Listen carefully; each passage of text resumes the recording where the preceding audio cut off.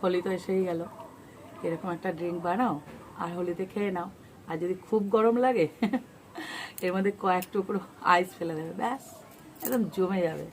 যা যা পড়েছে না উপকরণ, মুখে লেগে থাকা ড্রিঙ্ক। কিন্তু গরম তো পড়েই গেছে, আর সামনে হোলি, তাই এরকম একটা দুধ দিয়ে দারুণ একটা ডেজার্ট তৈরি করবো, এটা সবার ভালো লাগে হোলিতে খেতে।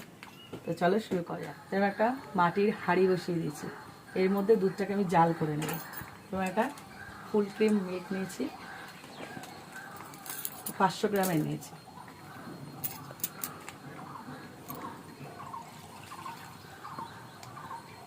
আর অল্প দুধ আমি এখানে মিক্সি জারে নিয়ে নিচ্ছি, খুব অল্প, বাকিটা আবার এখানে দিয়ে দিচ্ছি। এখানে যে মিক্সি জারে দুধটা নিয়েছি, এখানে রাতে আগের দিন আমি আমন্ড ভিজিয়ে রেখেছিলাম, খোসাগুলো পুরো ছাড়িয়ে নিয়েছি। দেখো কতগুলো আমন্ড, পুরোটা এখানে পেস্ট করে নেবো দুধের মতো, জমজমাট ড্রিঙ্ক তৈরি হচ্ছে। তো দেখো এখনও ফুটে ওঠেনি, নাড়তে থাকছি। এইটা ততক্ষণ আমি করে নিয়ে এসছি। দেখো আমন্ডটা দুধের মধ্যে, এবার এটাকে দিয়ে দেবো এর মধ্যে, একসাথে এটা ফোটাবো। দেখো দুধটা উতলে উঠেছে, যেহেতু এর মধ্যে আমন্ড দেওয়া একটু সেদ্ধ হতে হবে তার জন্য। আর এখানে দিয়েছি চিনি। এবার চিনিটা যে এরকম মিষ্টি খাও সেই অনুযায়ী দেবে, আমি লাইট মিষ্টি খাবো তার জন্য হালকা চিনি দিলাম। এদিকে তো দুধটা ফুটছে, আর এদিকে আমি কিছুটা দুধ আমি নিয়ে নিয়েছিলাম ঠান্ডা দুধের মধ্যে, এখানে কাস্টার্ড পাউডার নিয়েছি। দেখো কাস্টার্ড পাউডারটাকে গুলে নেব। অবশ্যই এটা ঠান্ডা দুধ, মানে গরম করে ঠান্ডা করে তারপরে গুলবে, না হলে দলা হয়ে যাবে।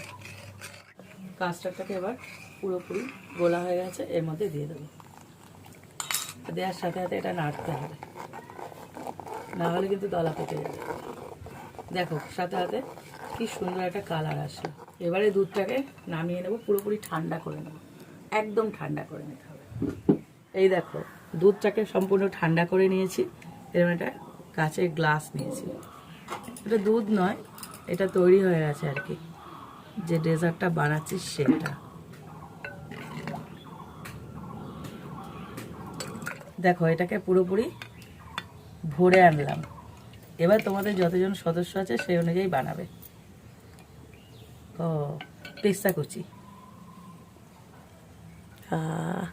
আর ইনি বাদ যাবেন কেন, সেটা হলো কাজু, গুঁড়ো নয়, মানে হালকা ভাঙা। কি লোভনীয়।